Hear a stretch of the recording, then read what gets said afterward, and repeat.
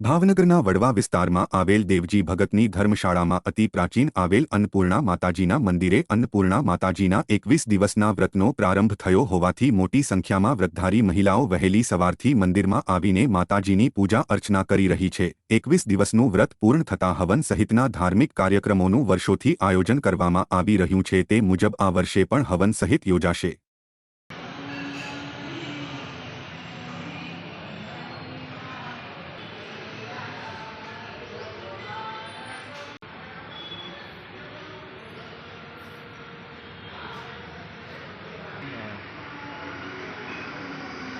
આજથી અન્નપૂર્ણામાના 21 દિવસના વ્રતોત્સવનો પ્રારંભ થયેલ છે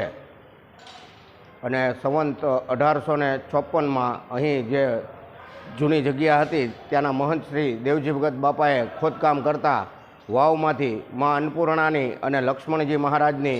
મૂર્તિ નીકળેલ અને તેમનું આપણા ભાવનગરના મહારાજા શ્રી આતાભાઈના હસ્તે અહીં મૂર્તિ પ્રતિષ્ઠાનું આયોજન કર્યું છે